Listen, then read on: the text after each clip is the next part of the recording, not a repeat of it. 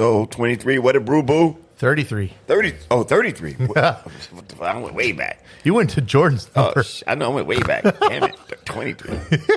What a brew, boo. What a brew, boo. Episode 33, the Scramble for Beer and Sun. Yeah.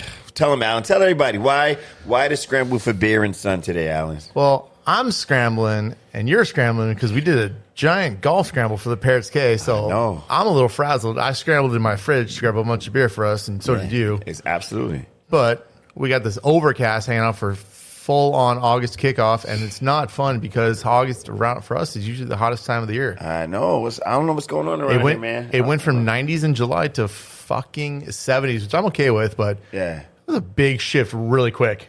Yeah, it's just ridiculous. Around here, sometimes it drives me crazy how quick the weather could just change, and all of a sudden now it's cool. You can wear a hoodie.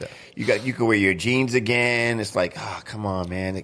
It can't be this close to winter already. Hoodie. I'll do hoodies and shorts. I'm fine with that. I'm not gonna be shorts. Yeah. I love that North Dakota hoodie and short weather. I'm all about it. I'm all about hoodies and shorts. Actually, I'm gonna throw on my hoodie later and leave my shorts on. Just rock the hoodies and shorts all day. Anyway, episode 33. Jesus Christ. Why am I stuck on 23? Episode 33, the Scramble for Beer and Fun, Brew Brothers Podcast. Shannon and I'm Alan. And guess who's here? Dale's producing today, filling in for Paul. We got Dale today. This is a full-on rare treat. Yeah, Paul's on vacation. Wish him safe travels. I would say, like a small portion of our people who watch us, they don't like Paul. Oh, no. What? No. No, I'm just kidding. They like Paul. They actually like you, Dill. They'll be going through Paul withdrawals. Yeah, they'll be going through Paul withdrawals. They probably had enough of Paul's shenanigans. They might want a break, but also they like, you know what? Yeah, we need to tease some people. I understand you have some Paul stories in store for later in the show today. So. Yeah, we do got Paul stories. I always love coming on with you guys here. I know it's not as often. Well, I was on a couple of times the last couple of months, but it was great having my brother come on with your brother's him. Awesome. That was fun. That was good. So I always love sitting in whenever I can. And do you still see Joe at Parrots K there every once in a while? Or? He's invited all the time. So he did come out and hung out with us on the Tuesday. Mm-hmm. Yeah. He came out the following Tuesday, hung out with us, and we had a good time. Right, he had a blast. Yeah, we shot the shit, drank some beers. We had some other beers. We usually bring some beers to the K, and we try, Rob lets us try our beers, on the low. Don't tell nobody. Oh, that's a sweet setup. Yeah. I wish I could. Speaking of brews, I wish I could partake in some brews with you today, but I got my other job right after this, so I'm just rocking the good old Diet Coke and water. Some DC. Yeah. Womp womp. Yeah. There we go. Yep. Oh yeah, the double womp womp. Yeah. Yes, Dale womp womp. That's for Dale not drinking any beer today. Yep. Come on. Well, tell you what, we're gonna have to give him a little, just a smidge of everything. I'll do whatever your preferred one. You guys know what I like here. Yeah. I'll do one sample, just one. I'll do it off your recommendation. You want to do just a little bit of each one? Oh, okay. Maybe just a little bit of just two or three. Yeah. Okay. We're only gonna do that. Okay, yeah, we'll do that. So sounds good. We're gonna kick off the episode with a local from Half Brothers, and it's a collaboration with Albatross, the indoor golf course. Yeah, and it's some Tross sauce. Tross sauce, baby. It is a Arnold Palmer in lemon and tea infused beer. Yeah, I just saw the classic. I happened to stumble across it on YouTube or somewhere, but those classic ESPN This Is Sports Center ads, where they showed like the people like in a buffet line, and they had these ESPN anchors right behind Arnold Palmer, and he was making a Arnold Palmer at the buffet line, and they're like, "Oh my god!" The sports anchors were in shock. I love those old school Sports Center ads. The old ESPN ones for Sports Center in the early 2000s and whatever were just great. The amount of athletes that came in were just shitting on the announcers was great. And every now and then they had a few wrestler cameos. I think Steve Austin did one. Yep. Yeah. Yeah, that's awesome. And they're like, "Oh, hit me with a chair again." Yeah, right. And he just literally takes him down a peg. You guys want to try this Trust Sauce? Yeah. Brothers? This is good, actually, because I had it before, but I like it a lot. Oh, yeah. That is definitely an Arnold Palmer. Good stuff. That is an Arnold Palmer. Good job, guys. When did they come out with this one? Yeah. So it came out it came out maybe a little over a month ago. Yeah. Finally got it ready. So this is their classic. I think it's their classic ale is their base. And they just did lemonade with some tea in there. Yeah, it tastes great. Yeah, I love it. That is good stuff. Not as sweet as a typical like Palmer is, but nice and cold. Just as enjoyable. That's always cool. They got a lot of promotions with a lot of local businesses. It seems like. I know the racetrack has their bullring beer, and there's at least I want to say 2 or 3 other ones. Oh yeah, it's a good thing to have. Like they just did one for the end, the endurance runners. Yeah, I've seen that. End racing with the electrolytes in there. We just got it in our warehouse, so it'll be out on the shelves everywhere soon. Yeah. I'm gonna have to try that one. I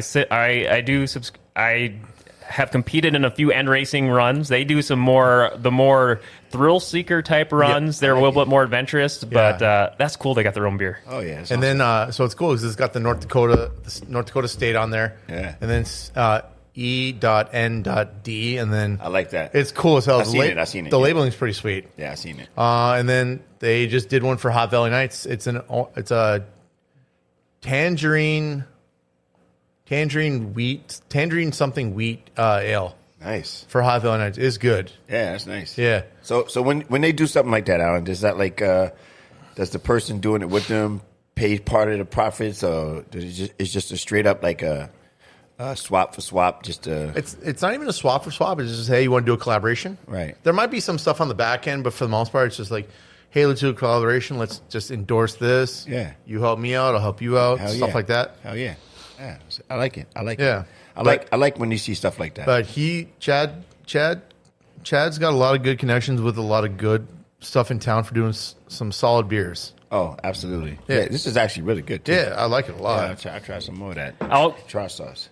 Well, gosh, speaking of local promotions and beers, I think we tried the Drecker Fluffy the last time I was on 2-3 episodes ago. They got like a fluffy series. That orange one. The fluff stuff. Yeah. I may try. I was going to bring this up, see if you guys were. I don't know if I'll be able to make it. It's on my radar or see gauge your interest level. Right. Drecker Brewery.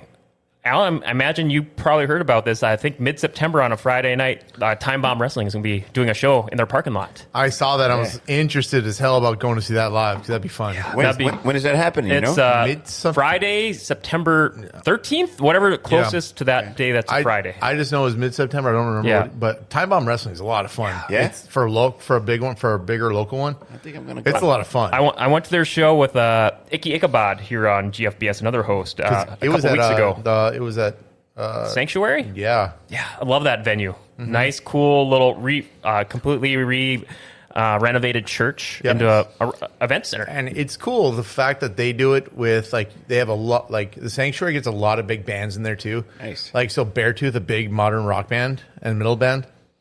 That's one of their top 10 favorite spots in the country to play. Oh wow! I saw a Johnny Cash cover band there.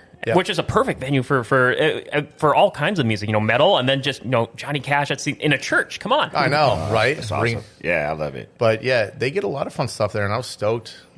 Anything and everything, but why not? Church is going to make money. Church has got to make money. Capitalize on it. It's a good venue too. That's smart, actually. And it holds a decent sized crowd. That's good. For a couple hundred. Yeah, more, maybe a little over 1,000, maybe around 1,000-ish. Oh, that's even because it's better. got a top floor too. Oh, that's that's right. They do got a little balcony. Yeah, I want to say maybe 400 or 500 people roughly on the floor, or altogether. Would you say that's the capacity there? I thought it would be around. Well, if it's packed, there's maybe you can cram maybe close to 800. Okay, I guess if they get the rows of chairs seated just right, absolutely. But you could do comfortably 500 people. Gosh, that was a great. That Time Bomb show where I think it was they did. I think it was only their second ever cage match. They did. It was like a 4-on-4 cage match. All kinds of great, just people jumping off cages, table spots. It was phenomenal. That's crazy. Those guys are super talented, man. Yeah. I don't know how they do it. It looked like it hurts. Yeah, the amount of athleticism it takes is wild to me. Definitely looked like it hurts. Yeah, I mean, this Trostar stuff is amazing, man. Yeah. I mean, shout out to Chad. Seal of approval, brothers. Right. Yeah, man, this is the bomb. Yeah, this is a good one. Yeah, I got a 4-pack at home, so yeah, it's great stuff. Tross sauce, everybody. Half Brothers Tross sauce. It's in all local stores here in Grand Forks. Yep, you can find it anywhere. Is it on tap anywhere or just at their tap house? Just at the tap house right now. They did only maybe 1 or 2 kegs because it's meant to more be canned than anything because it's a Palmer. Exactly. But yeah, I like it, man. On tap, it was pretty solid, honestly. At Half Brothers, I liked it a lot on tap too. Okay. Yeah. So too bad my running mate's not here. There's a lot of things going on. No. Anyway, Paul's usually the guy to spot everything. Paul's keeping, he's got that keen eye for the mall traffic. Yes, mall traffic. Anyway, Alan, I don't know if you know about this deal, but we did the first K Open, the Scramble golf tournament. Yep. Last weekend and last week actually. Yeah. And it was amazing. Yeah, it was crazy. A lot of fun for a huge amount of people that signed up for teams and everything. So it was a good crowd. It was a success. It was the first time doing a Scramble for me. Yeah. I didn't know what one was. It's like where you play best ball, right? Yeah, with a team. Yeah, and you start whatever hole you are designated, then you just run the course. Yeah, that's pretty much what we did. We actually, and the sponsors you have, we sponsored the hole. Yeah, we sponsored hole number 7. Yep, sponsored hole number 7. So we did the Bruthas with Fulton. Yeah. Oh wow. Yeah. Nice. So we had it was a card with what a brew boo on it, and it had Fulton's logo. Yep. So we had our own hole. It was pretty cool, man. Nice big collaboration. Yeah. Fulton, man. We love Fulton, man. Was it a lot of? Did you have to go through a lot of just communications to get that set up, or was it pretty seamless? Oh, it's pretty easy. No, we're friends. They're friends of the show. Yeah, Haley set it all up. She's like, "What hole do you want?" I'm like, "We'll take whatever's left." I grabbed the last hole for us, and then she's like, "I need your logo and their logo at the same time." Perfect. So, easy done. Sounds like a relationship to come. You know, more often. Maybe we can get Grand Forks Best Sauce in on it. Oh gosh, well, we kind of good. I know. I think until recently we did have an albatross thing there for speaking of golf. I know we had the GFBS logo set up there, but I'm going to leave a note for Paul to look into that. Yeah. I think it's great. It's probably one of the but at Valley, it's worth it for us for that one too. That was just. It wasn't so much about the money. It was so much. It was just fun to be there, and more people got to see who we are. Yeah. Exactly. Even though we were both driving the carts, I didn't realize I was going to be driving for a team. Yeah, I didn't know. So our plan, me and Alan had a plan when we first went there. Our plan was we're going to stand at a hole and wait for everybody to come by the hole and pump our podcast, whatever. But Alan ended up driving the cart and playing.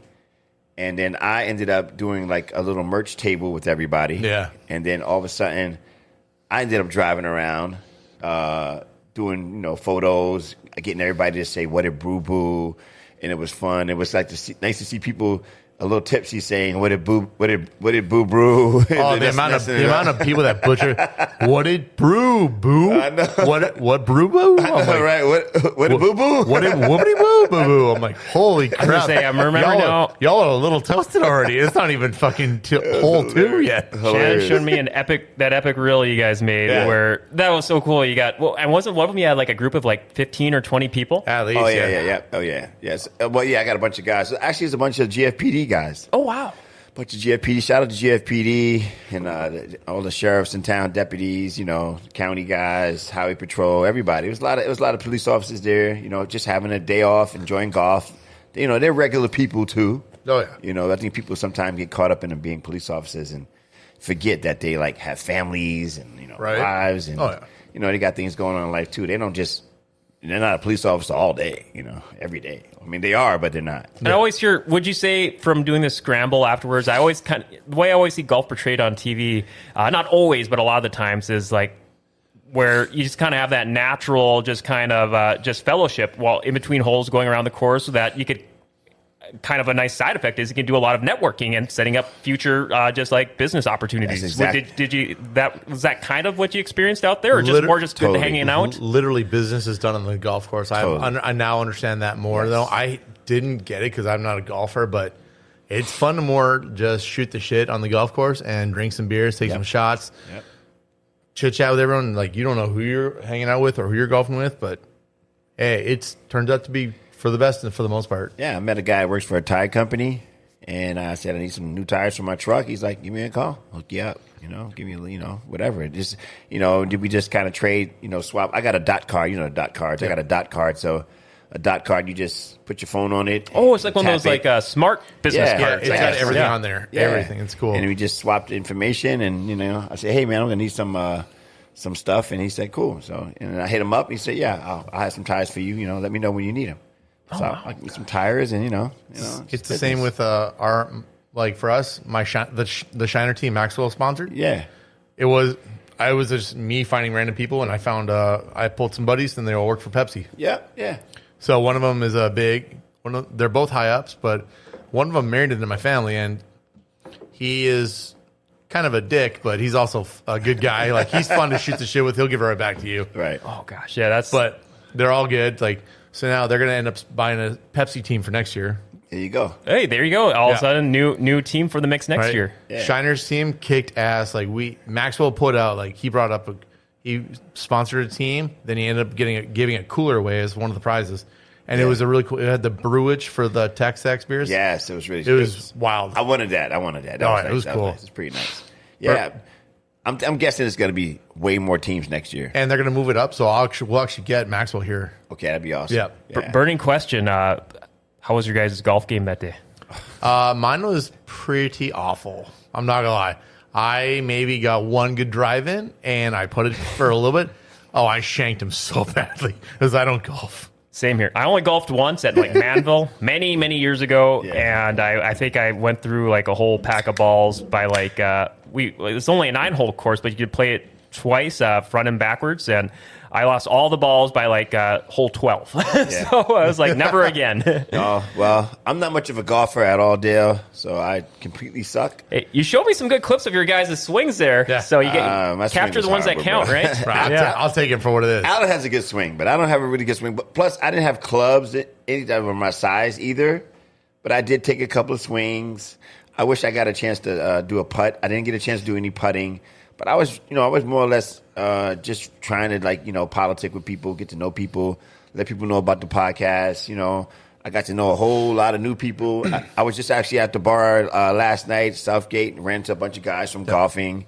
Hey, what's up, buddy? How you doing? They were Brew Brother guys. Yeah, so. When I didn't realize one of our buddies, or one of the guys I know, Troy, he works and he runs Country Hearth around town here. Okay. Yeah. He's the bread guy, so I'm like, this is kind of fun. Yeah. Just a lot of familiar faces. Yeah. Oh, hey, you golf. I knew a lot of them. I just didn't know a lot of people. These people golf. I'm like, should have seen it coming, but I didn't. Yeah, everybody golfs. But it was a blast no matter what. I'm going to be ready next year. We're going to be on a team. We're going to have fun, give away a lot of stuff. I'm sure we'll have way more stuff to give away next year. McKinnon and a bunch of people that work with us, they came to play. So we had 3 good teams out there that showed and shined very well. It was a good turnout, man. It was in the food. Yeah, all catered by them. All catered by Parrots K. Yep. So they had the wings, the sauce. Deeks did the lunch. Yeah, Deeks did pizza for lunch. Oh, wow. Tons of pizza. It sounded like you guys were in heaven there for a bit, too. The K did pasta, jambalaya, and wings, and they were all gone really quick. Yeah, it was all gone. Like I had a couple of plates. Yeah, it was delicious. Yeah. That may be something just a circle on the calendar just to be as like part of a spec or like a caddy. Here, I'll hand you the golf clubs. Yeah, right. You know what? I think that next year we'll have a little bit more things going on because I think it'll be more planned. Well, Rob put on a better show than I guess the Joe Blacks one did. Oh, okay. I didn't know Joe Blacks had one. Oh, yeah. They do one every year. They've been doing one for since 2008, I think. Okay, well, but here comes the K. Rob came in swinging. I think he shined a little too bright in a good way. He put on a big one, and it went over very well. I think so, too. We had a great time, man. Everybody was awesome. Yep.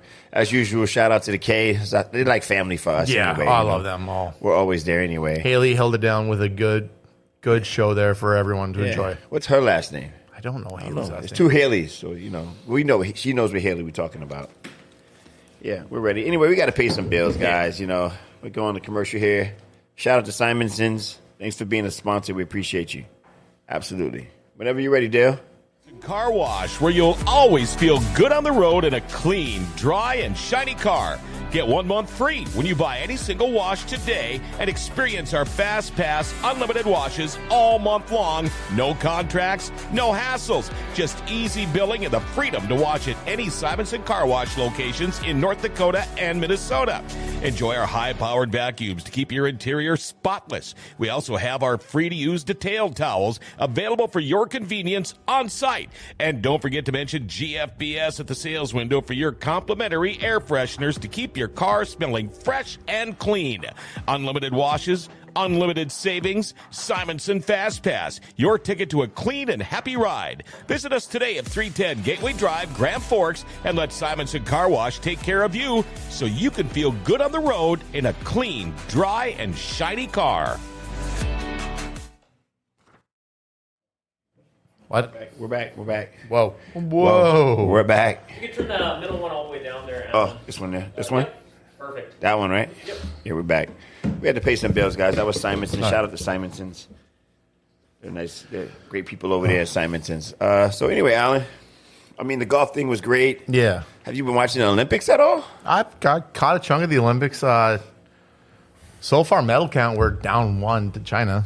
Oh, yeah. I mean, in gold medals. Oh, in gold medals. It's 32 to 31 right now. Oh, yeah, we're right there. But we have 108 overall versus their 78.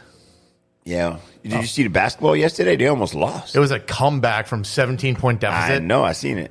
I saw the first half of that game. I wanted to watch it all, but then Peacock, I had some connection issues to cut off right around halftime for me. Yeah, they do that. Peacock does that sometimes. My Peacock comes in and it goes out. How do you let this so-called good team fall that far behind from a bunch of guys that just sit in the field? Jokic was running wild on him for a while, which was surprising because he was... Those big boys were just draining threes. Are they surprised? I mean, Jokic is good for real. And the guys in his team, they got pride too. But they slept on him so badly. You can't sleep on nobody. Listen, these guys got pride. Okay, they're basketball players. These guys play European basketball professional overseas. They have pride. Yes, you're an NBA and you're the greatest players, but we're going to come out and ball. So you better be ready. Steph Curry was amazing. Yeah. Oh my God, he was drilling threes from all over the place. The guy's like freaking. He was shooting threes and running down the court. He wasn't even watching it go in the basket. No, it was crazy. Because I think when I last left off, it was right before halftime, and they were starting to come back, make a run coming back. But I want to say at one point, weren't they like down by like 15, 17 points? 17 points. Yeah. 17. Yeah, 17 points. They came back and they won. I mean, look at the old man doing all the work. Jesus Christ. LeBron James is 40 years old. Yeah. Does he have to do everything? Yeah, he was making some heck of a plays. Yeah. And then I remember one where he was driving to the hoop and it looked like he had a gimme layup, but then Jokic just knocked it to that, rejected, and I think he just drove it down and dunked it on them. Yeah, exactly. Yeah, he did. Yeah, Jokic is good. Joker's good, man. Yeah, amazing and then player. I think from the date we were recording this, I was filling in for the morning update. I think the men's.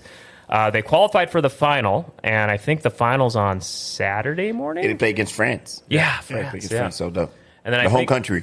I didn't look up the results. I know the women had their semifinals. The USA women had their semifinals earlier today. Yeah. They won. I'm just presuming they won. Yeah. They won, and one of their good players got hurt, too. I can't remember who it was. Somebody got hurt. I'm not sure she'll be back for the last game, but she did get hurt. Better get in that Caitlin Clark character. Yeah, they just substitute. It's just like Caitlin. It's just like Caitlin play, right? Yeah, even though she can't because she's a rookie, but she's a draw. Yeah, she's a draw. Everybody, it would have been that much fun. But the Olympics has been awesome. I mean, all the track and field events. We've been killing the track and field events.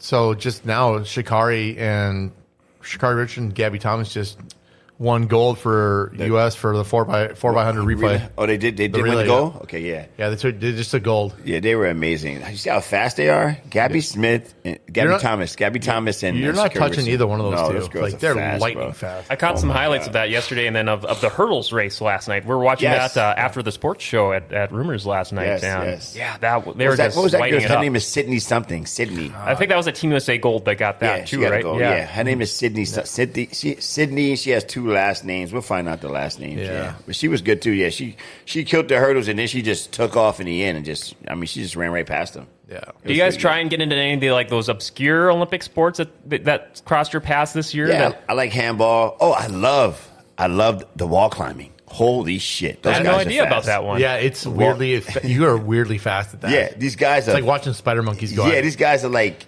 it's like they're human chimps. Yeah, it's like. You mentioned wall climbing. I'm having flashbacks to that old Nickelodeon show Guts and the Astro Crag wall. Oh, yeah. I'm thinking American Gladiator. Or American Gladiators also. Yeah. You got to see this. These guys are so fast. Yeah. When they run up the wall, they already know which way they're going and everything. They get up there within like 4 seconds. They're at the top. That's how fast they are. Even the ladies are fast, right? The ladies are like 5 seconds, 6 seconds. The ladies are fast. incredible. I was just stuck watching the fucking women's rugby. Like, yeah, I like women's rugby. Yeah, Ilamar is a monster. Yeah. Did you see that? I only saw the last play where they clinched the bronze medal for the women's sevens rugby. I think. Yeah, in sevens. I don't remember the girl's name, but she's got jet black hair or dark brown hair, very curly. She scored the final point for them, and she put a clinic on them too. Like watching them run. Oh, the one that ran the whole field. Yep. Yeah. Well, like she stiff armed this lady down from like the opposite end, and still I had flashbacks to that Marshawn Lynch play against the Saints in the playoffs. But just watching them do that, and then when they hit them and then run, they kick the afterburns. They're gone. Yeah, you aren't catching anyone. No, you're not. And then you watch Ilamar. When she runs, she's 200 pounds and she's 5'11". You're not. She's still fast. You're not catching her. No, you're not. Yeah. She's on another level of athleticism. It was one girl that almost caught her from Australia, I think. But she didn't catch her. Oh yeah, but they finally beat Australia in the finals, and that was giving them that gave them the bronze. They've been losing Australia all year. Yeah. I was reading some of the follow up from, and I think the women's sevens rugby team formed in 1987, and this is their first time ever medaling in the Olympics for the women. They've never have, this is the first time. Just then you put in the X factor too. That hey, this is the Olympics. This is what they trained 4 years for, and you saw those raw, genuine emotions from both the positive side for the USA, and then the just everything like that cliche, thrill of victory, agony of defeat. You saw it right there. People crying, breaking down, crying because they work so hard to get to the spot, and then they lose. I mean, I feel the same way with bingo. I work so hard to spend that money on bingo. I need to win this bingo. I know. I need to win it. That's how I feel. You're enlightening me before in our little pre-show talk about. I had no idea this was a thing. Electronic bingo. You're taking away all the dabbing fun. I was like, this is a thing? Yeah. Listen, bingo is different now, right? So the gaming system, I can't remember the gaming company at Southgate. They have a machine that does the bingo for you. It shows you all the bingo cards. You can buy up to 8 bingo cards. Excuse me. And it comes on the screen. Even when the lady calls a number for bingo, the number, the call for number comes on your screen too. It'll say G60. It'll be G60 with the ball on your screen. And then when you get one number away from bingo, it'll start blinking. Your screen will start blinking, and that means you got to stand up. And then once you hit the bingo, your machine will go winner, and you just yell bingo. It feels like it's taking a little bit of the like it's taking away the element you got to recognize the bingo on your own to call it. But can't you, isn't there a button you could say, hey, call bingo or something? But it flashes it for you? It flashes it. Who has time? Dale, who has time?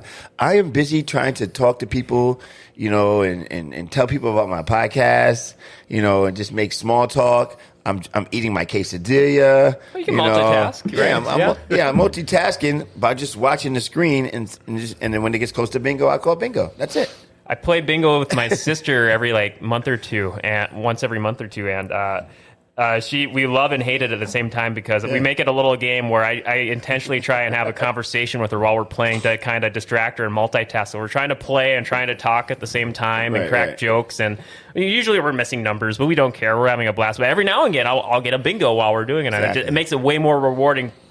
Through whatever devious reasons, I'm putting myself through this insane challenge. I don't know. Have you ever seen the computers, Alan? Yeah. You do it. You've seen it, right? I have. It's awesome, right? It is cool. Yeah.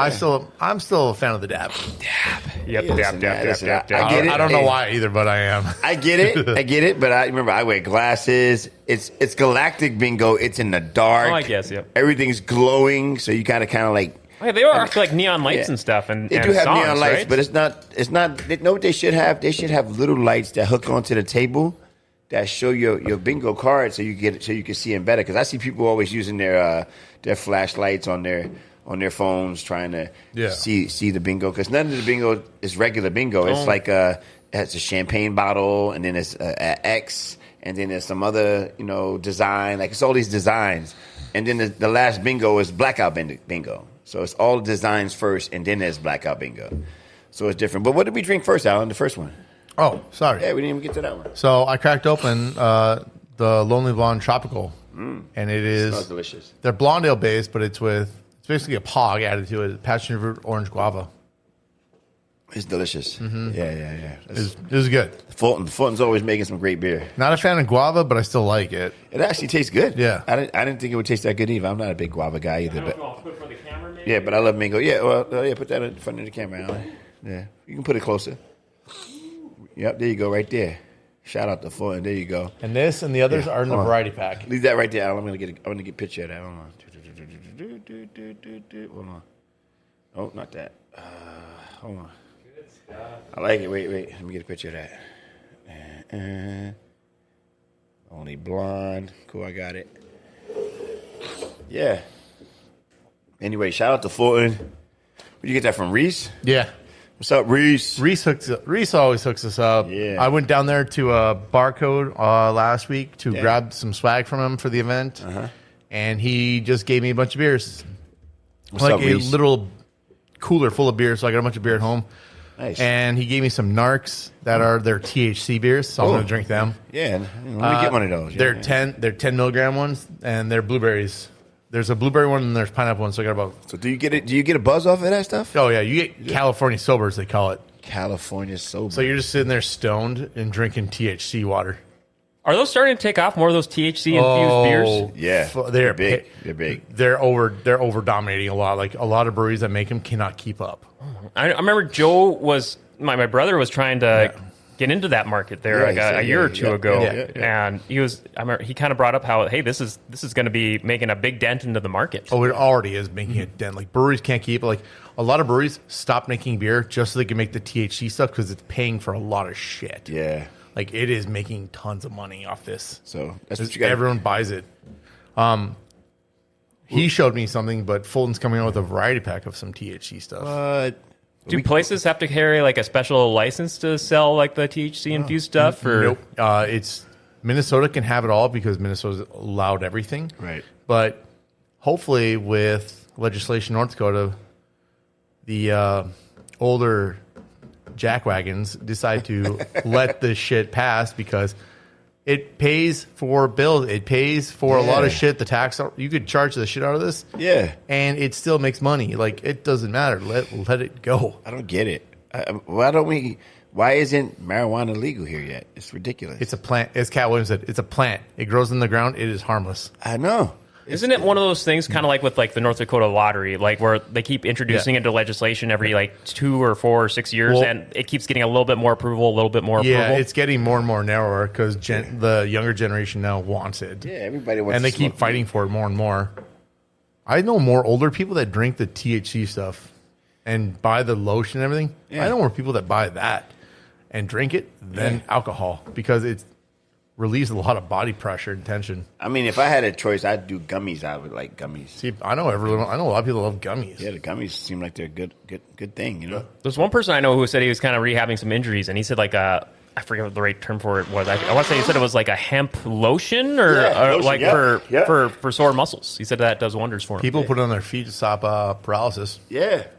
Yeah, and he says it actually does make it work better than all kinds of over-the-counter meds or anything like that he used in the past. So I believe it. I feel like let us have THC. Yeah, why not? Why can't we have THC in North Dakota? I don't get it. Like marijuana. Don't they have a thing where you can at least get like a doctor's note for medical, but not recreational? But I was always kind of under the impression if you just go to the doctor and said like, oh, I'm stressed or I can't sleep. They can. It's just kind of like it's like a wink, wink, nudge, nudge. Easy to get prescription. They can't challenge it because you can. It's just making that one call to the doctor to kind of get it. But I don't know. Do you think they just do that just to create a step so people don't abuse it, or probably? I mean, but you know what? Let's just get over it. I mean, North Dakota, we're going to be the last state in America to legalize marijuana. Like it doesn't make sense. Like we're definitely one of the these. We're not one of the last, but we're definitely in the middle. Yeah, these old fogies need to get off their rear ends and let the young people just run the show now. I mean, you know what? You know who's undefeated? Father Time. Father Time is undefeated. True. Okay, your ass is gonna get old. It's gonna be time for you to set aside, move to the left or right, and let somebody else walk through the door, and you greet them when they get there. That's it. So that's what we need to do around here. You know.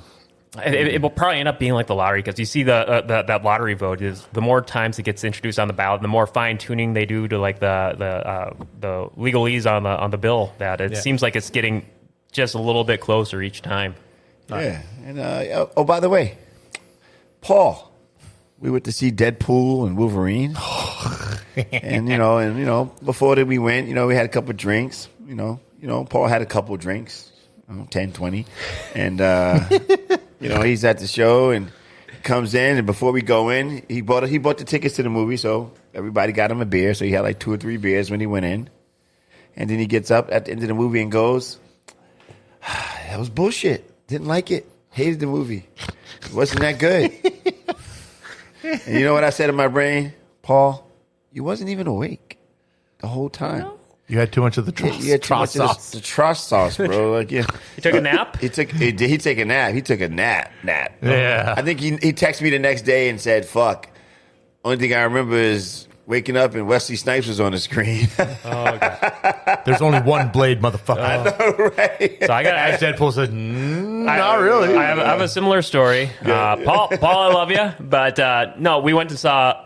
I know Paul had we really wanted to see the Flash movie. And last year, it was supposed to be the big crossover event. They're kind of hyping it up to be like the equivalent of like Avengers Endgame almost. Right. And so the hype was there. Paul and I really wanted to see it, but the timing only looked like it was after a Thursday night to catch the last showing Thursday night at like 9:30, 10 o'clock. And and I think kind of similar situation. Paul had a few beverages before the show, and he even before the movie, he's like, "Dale, there's a chance I may fall asleep during this movie. No matter what, make sure to wake me up if I fall asleep. I do not want to miss this movie." I'm like, "All right, Paul, I got you." Yeah. So sure enough, like 15, 20 minutes in, look over, Paul. I'm like, "Oh no!" So I'm living up to my word. I'm kind of just giving him a couple taps on the shoulder. I'm like, Paul, you said to wake you up. You don't want to, not to let you fall asleep. And Paul just goes, "Huh? Oh." 5 minutes later, I look over. He's out again. Huh? I'm like, "Oh no!" I think Paul. I say this out of love. No. It was a fun memory, and but at that point, I was like, nope. Sometimes you just gotta let a man sleep. Yeah, that's awesome. Yeah, Paul has to go to a movie like during the day where he's up, he's at it. We've caught movies during the day. Yeah, you got to catch it during the day because if you catch it at night, it's a wrap. Yeah. Nap time. It's a nap time. Yeah, it's over. All day long, and then you got to go home. You got a wife. You got kids. That make you want to go to sleep. Yeah. Oh, fun. Hey, how did you like Deadpool Wolverine? I thought it was a great movie, man. I thought it was super witty. The humor, the banter between the two of them, the sexual tension between the two of them. Yeah, very right? true. Yeah, it was more of a bromance and a love movie for men, and all men were like, I can be okay with this. Yeah, I liked it. Everyone was super comfortable.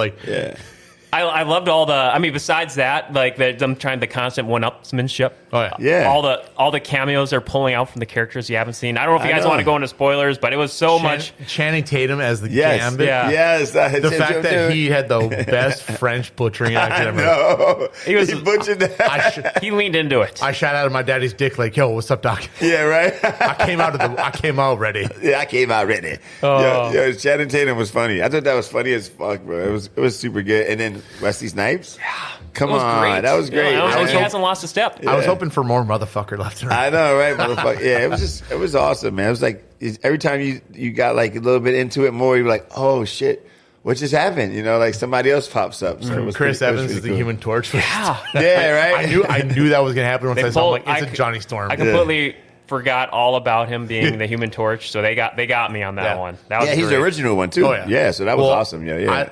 I still love the opening scene to that where it was literally using Logan's body buried in North Dakota to get to Canada. That's right. That was and awesome. Logan. To dig up that dead set of bones and beat everyone to death. I know.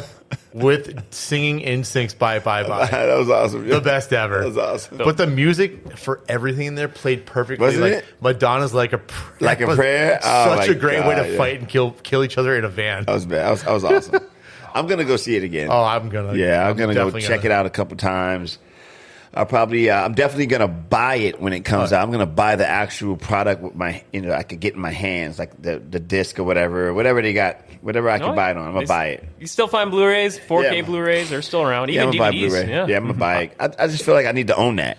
I might have to sneak in some more beers. Like I just cracked open this one. What's that? Which one's that? So it's another Fulton one that I opened up. I'm gonna have to sneak some more of this in there. This is the Lonely Blonde variety pack. It's a peach mango. It's freaking good. That's good too. Oh, we got the candy. Hold on. Hold on, let me get that. Peach mango. Fulton. Oh yeah, this hits good. Yeah, that's a good beer, bro. Yeah. Good summer beer. Good summer beer. Oh man, it's tasty, and it's when it's cold, it's even better. It's tantalizing my mustache right now. Yeah, it's a good beer. We had some of this at the golf course. Yeah, it was awesome. I was like, yeah. Oh yeah, that lives up to its name. It's good, citrusy, good stuff. Yeah, the peach mango, it hits really well. Yeah. And Fulton didn't fuck around. They made good stuff. They're on a roll here, bro. And they got blueberry too. They got the blueberry, cranberry. Man, they got everything. They're doing it all over there. Well, and their next sour coming up is the white peach and tangerine. Ooh, white peach. Where did you say Fulton's based out of again? I forget. Minneapolis. Okay. Right down the block from the ballpark. Yeah, you could walk from their brewery right to Target Field. Yeah, it's like a block or two. Yeah, right there. Wow. And the Fillmore's a block away from them. So you can see a bunch of bands there. Oh wow. It's a block from them. Gosh, what a prime location. Downtown. Yeah, there's another brewery around the corner. It's called Storm. Yep. Falling Knife is like a couple blocks from them. Falling Knife. Yes, Storm is I don't remember their beer very much, but their food is good. Modest is like a block down and up from them too. Yeah, Modest. Is Surly still based out of the Twin Cities, or are they somewhere else? No, they're in Brooklyn. They're based out of Brooklyn. Okay. Minnesota, out of Brooklyn. I've never been to their facility. I heard it's nice. It's a good facility. Yeah, I heard it's really nice. Yeah. A nice place to go. Yeah, I have to check that out. Yeah, Falling Knife. I heard it's a great place. I haven't been there. Modest. I've been to Modest. Awesome beer. They make amazing beer. Yeah. Oh yeah. Well, now you got Elm Creek. They're in Champlin, Minnesota, but they'll be in my warehouse end of the month. Yeah. So another Minnesota brewery for us. Yeah. They're really popping there with the indie craft brews. Well, they want to get into them. They want to get.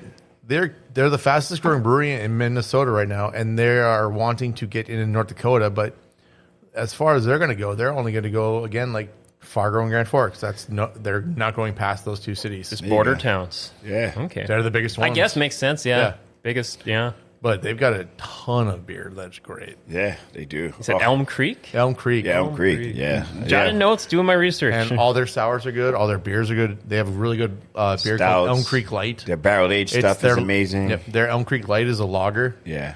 12-pack, dirt cheap. Yeah, you might like that. Yeah, you'll like it a lot. Like that. What's that one called again? Elm Creek Light. Like you like the... Okay. Oh, yeah. I'm all about the light lagers. Yep. Every now and again, you'll surprise me with some every now and again, a sour or some these more darker beers. Every now and again, one of them they'll be like, hey, this isn't bad. But usually I'm a lighter beer guy. Yeah, no, it's really good stuff, man. Elm Creek will be here, so we'll probably bring some to the show. Yep, and Charlie will be on the show for us, too. Yeah, when he comes to town, he's going to be on the show, so he'll bring a lot of beer, so... We'll leave some in the fridge for you. Oh, awesome. Many thanks. Yeah. Appreciate it a lot. I've got a couple of their sours left. It's a watermelon, sea salt, lime, hibiscus, ghost sour. Yeah, it's good. And it pours like watermelon juice, like puree.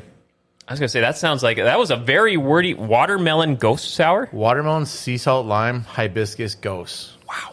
And then the other one I grabbed from the Rare Beer Picnic was Heart of the Oak. It's their barrel-aged bourbon stout. Ooh, that sounds good. I have some at home. Mm-hmm. It's really good, actually. It's tasty. You know what I do? I hold on to my stout stuff. I kind of like, you know how it is, Alan. Oh, yeah. I kind of let it just sit at home for a while, but every now and then you got to open one up, you know? See what we're messing with. See what we're working with. Yeah. We're killing this Fulton. It's another Fulton? Raspberry? Yeah, this is the next one we just cracked open was their Lonely Blonde Variety Pack series. It is a raspberry blonde ale. Raspberry blonde ale. Yep. See that one, huh? Raspberry blonde ale. Fulton. Look at that. Oh, I love the can color. All right, the can color's cool, right? It's kind of raspberry, right? Yeah. Yeah, I like it. Yeah. Yeah, that's cool. Fulton. Most of these Fultons, they got it at shops in town. Yep, all Happy Harrys have them. All right. Oh, yeah. I'm going to have to create a 6-pack. Oh, yeah. I think it's a variety pack. Yep, it's a 12 pack. They do have variety packs? Yep. Okay. Yeah. These 3 and their Lonely Blonde are in their variety pack. All right, I'm ready. Yep. Fulton variety pack at Happy Harry's. Yep, and then they have a seltzer variety pack too. That's really good. Do they dabble with the like the soda seltzers or not so much? They just do regular just do seltzers, alcoholic seltzers. Okay, Yep. gotcha. Yeah, I like it. Yeah, I like the flavors, all the flavoring stuff. Mm-hmm. All of it's like so refreshing. Right, it's like really refreshing when you taste it. It's like, this tastes really good. And raspberry. Man, it is getting towards the end of the summertime, which means a little bit left of nice light drinking. Yeah, but again, I'm getting all my Oktoberfest beers and some pumpkin beers in right now. Like I just got in our Oktoberfest from Bemidji. Wow. We got our Fulton. I got a couple of Fulton Fest beer kegs. Right. I got some Fargo O Fest. Wow. And I got Shiner, Kugels, Sam Adams. We'll get Revelation soon. They're already all making their Oktoberfest beer, huh? Holy crap, yeah. It's on point here, huh? Well, and I got cool stuff. I want to see if I can get some people like a Stein contest for Oktoberfest drinking. I want to see if Varsity will do one of those for Oktoberfest Stein drinking. So winner gets like a couple prizes here and there. Yeah, that'd be kind of cool. Yeah. Yeah. Do it outside or do it inside. I don't care. I like Steins. And, and I've seen but these are Sam Adams Steins. So they're real. They're real pulp. They're real Steins too. Oh, real Steins. Like you'd have overseas at Oktoberfest. They're that size. Wow. Yeah. Huge. This must go for a lot. Yeah. Mm-hmm. That's so cool. If you go to like Renaissance fairs, they got those like old school tankards and those medieval style mugs. Those look so cool. I was at the St. Paul Renaissance Fair many years, probably like 10, 15 years ago. Right. I'm like, oh, those mugs look so cool. I wonder how much. And this is like 10, 15 years ago. It must have been like $70, $80. Wow. Well, and we'll be drinking some Oktoberfest come time because we'll get Kyle Richardson from Sam Adams to be on the show. He's gonna be and we're going to have Oktoberfest with him. He's going to bring some special stuff too. So we already got some Oktoberfest Steins in from Sam Adams. And here's the case. We got a case of those. Oh, wow. It is gorgeous. Can I hold this up for the camera here? All right, cool. Yeah. Or I'll get it set up there for the beer cam there. So check it out. Yeah, that is awesome. How do I get one of those? They're in our warehouse. Yeah. Yeah. What's inside of it? Nothing. It's just a big Stein to fill it with beer. Yeah. Put me on that list, Alan. Yeah. Put me on a short list for that. That's really good. Holy, I like it. Yeah, we'll have tons of these Steins. And then we got like the glass ones too for the events. Oh, the glass ones, yeah. I like that. These That are was just nice. special ones. Those are nice. And then we got a couple like 3-foot actual Steins for promotion work. Oh, really? From them, and they're the same ones. That's like crazy. That. They're big 3-foot ones, and they're cool as hell. That's nice as hell. Yeah. I'm into Steins. I like Steins. I got a couple at home. Yeah. Do you have like an all-time favorite design from the past? I got a bunch of Steins from my dad. That he had collections of, and they're old, traditional, like German Steins. Nice. Like they are very decorative ones. Nice. You ever use them or no? I clean them and I just let them sit there. They look nice. They're cool as hell. Yeah, not to sound presumptuous, but going by the name, is that where they originated from? Yep. Overseas. Yep. Over in. Yeah, just take some pictures. Over in Belgium. Just take some pictures and put them online sometime. Just see what people think. Yeah, it's sort of like a Stein thing. What your Stein's like? You know, like it's just sort of like a chatter about Steins. Let's see what's your best Stein. What do you have at home? Comment in the chat or on social media. Yeah, post your Stein. Let's see what you got. See all the cool Steins. That'd be kind of cool, man. From talking from your guys networking at the Golf Scramble and other beer conventions and meetups, have you kind of talked shop about those kind of check out my beer mugs and Steins and stuff like that? Have you seen people's not really. Not really. You know what? For us, I think talking about more about the beer, and of course, us having a podcast. So many people who don't know now know. We gave away a lot of stuff. We give away the cards that they could just put their phone on it, and it brings you right to the site so they can see us and everything. So, just trying to get the word out there. And then of course, he was saying how other businesses were there. People from other businesses, if they start seeing that, hey, maybe this is a better way to promote our product, they'll come to us, come to Grand Forks Best Source. Yeah. Hey, let us promote our product on this. It seems like this is moving more than radio's moving, Yeah. So it's probably a good thing. I know, and I think of, like I mentioned last time I was on, the times I do make it out to a craft beer house when I was in Montevideo there talking waters, I always make sure to show you your Instagram and all that. Right. And hey, appreciate it. Yeah, spread the word. Yeah, we do the same. Yeah, we do the same. We always pumping Grand Forks Best Source. Well, and now we've been talking with these new guys called Brewhaven. Brewhaven. What is it? Brewhaven Crafts. What's it called? Brewhaven Crafts. They took over the old Lakes and Legends. Yeah, they've been talking with us, and we're gonna do something with them too. Yeah, I don't want to mess up their names. I don't want to mess up their name of their band. It's called Brewhaven Craft. Yeah, Brewhaven Craft. That's in Minneapolis. They're in Minneapolis. I'm excited for them. I want to see what they got. Yeah, so we've been talking with them. We're gonna have them send some beer, get them up on the screen, talk to them, give them some, just get their name out there, Yeah. more and more and more, pushing them far out there. You want to do the rumors one instead, middle? Oh yeah, that's right. So I got to read this one, the rumors one. Yeah. So how does that work? Just start from the top and work on down. Do I say the part Rumors Sports Bar and Casino? Yep. All right. What we're doing an ad here, guys. It's Rumors Sports Bar and Casino in the Grand Cities Mall.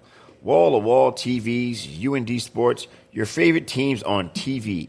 Buses to UND Sports and all the big-name concerts. Bet on the horses, play bingo, and a lot of gaming going on at Rumors. Great lunch and dinner specials with the $7 express lunch. It's tons of room for parties. Home of the world-famous Bear Tower. Do you love the Bear Tower, Alan? Oh, I've had that thing one time. Yeah, I had a Bear Tower when I was hammered. Just a nice chilled pole down the middle with ice, and it's just nice, crisp, and drinkable. Yeah, I had a Blue Moon. Yeah. Monday is DJ Trivia Night. It's a great place with a great atmosphere.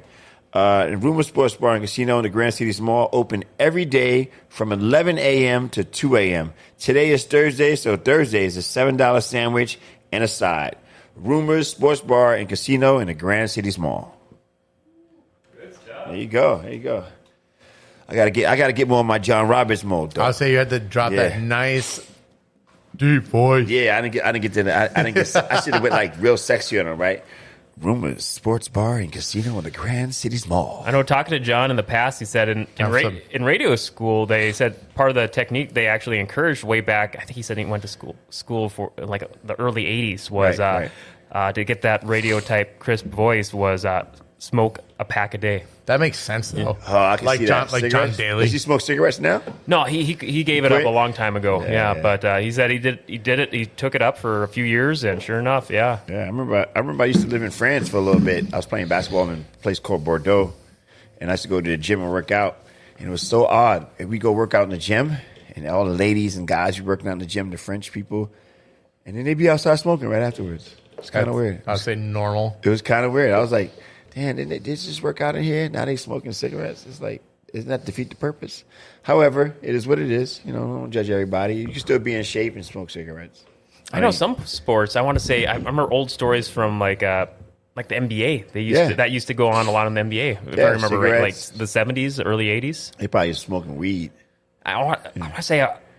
Bill Simmons, I don't know if you guys follow him at all. I read his book of basketball a long time ago. I remember him mentioning how in like late 70s, early 80s, how the NBA was in disarray. They said a lot of players passing out from coke use, doing coke during games, and having to really drag players off the floor. Oh, man. And they got it past it. They cleaned it up. But I done walked in many rooms when I was playing basketball as a young man. And, before a game, I go in the locker room with the guys. They'd be around the corner. You could hear them snorting some cocaine. I'd be like, I'm going to go back this way, Oh, I get ready for a game now. Yeah. I can never smoke. I can never drink cocaine or nothing like that. But I do remember one time I smoked some marijuana, and the guy put cocaine in the marijuana. He laced it with marijuana. So I'm smoking a joint, and my lips are fucking numb. I'm like, let's go. Why don't we got my lipstick and all numb? And then the guy's like, there's cocaine in there. I'm like, I don't do cocaine. Why would you do that? They didn't even let us know that I was doing cocaine at the time. I'm like, what the hell, yo? And I was fearful because I heard like cocaine was a drug that if you do it once, you could possibly die, like kind of like fentanyl back in the day. Yeah. Like fentanyl now. Cocaine was like that back in the day, so I was just all nervous. So for like about a week, I was like paranoid that something was going to happen to me. I was just I was like, this sucks, man. Why would you put fucking cocaine in my joint? Waiting for the heart to my heart stop or something. Yeah, I'm like, this is scary, but my lips was completely numb. Yeah, and I felt like I was just like, it was weird. It was the weirdest shit, man. I must have been like 21, something like that. Yeah. Dude, there's been a couple of rare circumstances, at least from what I've heard in the sports world. I think they did a documentary on Netflix about it. I forget the name of the player. You guys probably heard about this too. A pitcher doing a no-hitter off of cocaine. Oh, yeah, Dwight Gooden. Yeah. Dwight Gooden. Was it Dwight Gooden? Yeah, okay, yeah. Dwight Gooden and Darryl Strawberry was two cocaine fiends. They was the cocaine kings. You know, they were out there snorting coke all day, every day, and playing ball. Darryl Strawberry was really good about hiding that too, because he was humble and he's still very friendly. Yeah, right. And he didn't flinch a bit. And I met Darryl Strawberry. He's like my height. He's a pretty tall guy. He's a pretty big man. And he's big. He's like, you know, he's got some weight to him. It was like, an ESPN 30 for 30. I think it's just straight up called Doc and Daryl. Yeah, Doc and Daryl. That's it. Yeah, because they called Dwight Gooden Doc. Yeah, that's the nickname. And I think both of them kind of turned it around, right? I want to say, I believe. I don't know. I don't know what happened. I know they made a lot of money and they did a lot of coke. That's all I remember.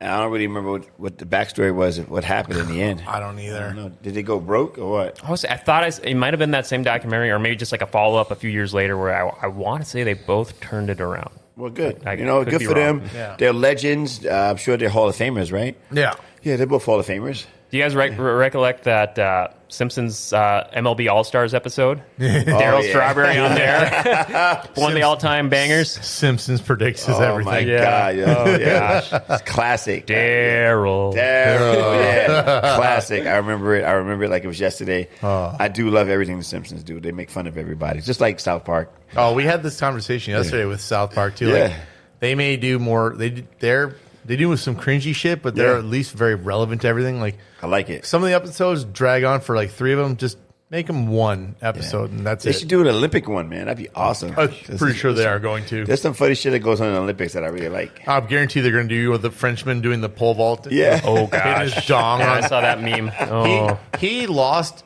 so badly, but yet he won so well. He got a lot of people attracted to him. I imagine he's got all kinds of ad deals, endorsement deals coming his way. Adam and Eve is coming after him. It's like the Hot Tour girl, same situation. Oh, yeah, she's getting all kinds of deals, too. At least reality shows. He showed his off, though. Yeah, right, exactly, right? Everyone was proud of him. That was classic, bro. Classic. Paul literally just showed me the clip for that yesterday. I'm like, what are you wow. Yeah. Every man, you cannot unsee that. Every man's like, good for him. Yeah, good for him. For him. There you go, buddy. Oh, gosh. Little kids, yeah. Oh, gosh. Cute, man. Yeah. Yeah. Oh, man. Yeah. Gosh, yeah, that was... How do you guys like South Park now that these last couple of years they kind of changed their schedule? Now they only do like maybe 2 or 3 like mini movies a year, like 45-minute to 60-minute like mini movies a year. Do you like that? Or it kind of makes it more destination event programming for me, anyways. It does, but I don't think they need to do that. Yeah, they don't need to. I like them weekly. Yeah, weekly was good. Yeah, that was good. Yeah, it was like because up until like maybe 4 or 5 years ago, they were doing like they shifted. Like I think for a while they were doing 2 6-episode parts a year, and then I think they were like doing 8-episode seasons, and then now like the last 3 or 4 years they'll just do like 2 or 3 like specials a year. But yeah, some of those specials hit and miss. Some of them, gosh, I'm trying to remember what was the last special they did. The End of Obesity. That was it. Yeah, that was the obesity. Yeah, that was interesting. Paul, we talked about it on big screens and TV streams. I think that was a hit. That's a heck of a can you got there. It's an oil can. You need that? No, I'm good. Man, all you can, bro. What do you got there, Alan? So this guy here. Oh, we good. Out of Minot, North Dakota, from Atypical. And they have nothing but good beer. I think they're firmly one of, if not the best in the state. Nick is a great brewer out there. He is. Holy shit. I've had the pleasure in meeting him. Yeah. Conversating with him. And they don't have a bad beer right now. They don't have a bad beer. They make good beer. They're gin and spruce, I think. Yeah. Can you get that again one more time? Oh, yeah, put it on the beer can. Yeah, put it in a beer can for us. Get that in a beer can, Alan. Yeah, their gin and spruce one, I think, won them an award. Atypical on the beer screen. Yeah. Oh, I like it. Yeah. There we go. This goddamn beer is full. Yeah. Oil can. Yeah, oil can. So that's gonna be like a liter almost. Oh. So like I said, it's gonna make a mess. Yeah. I knew that would Shout out to John. Hey, it's on my side, so it's not that bad. Yeah. It's on that side, John. Yeah. God. The one downfall of the oil can. Messy as hell.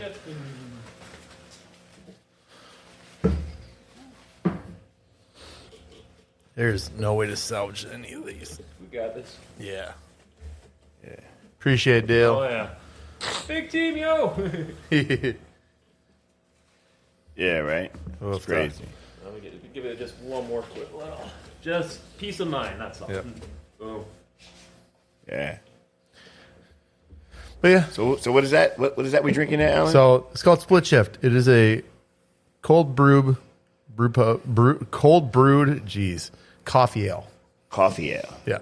Is that a stout, a porter? What is that? More like just a straight up beer. Straight beer. Gosh, that's got to be at least a liter. Almost. So it looks $7.50. $7.50. Yeah. okay. It's an oil can. That is a hell of a design. Yeah. Yeah, that is. 1.9 fluid ounces. That seems a lot more because this guy here is 7.5 fluid ounces. Yeah, that's good. Oh, that looks pretty decent. Wowzers. Yeah. See that can? That looks pretty yummy. It is good. It's a beautiful color. That nice amber copper. It's called Split Shift, huh? Yep. Split shift.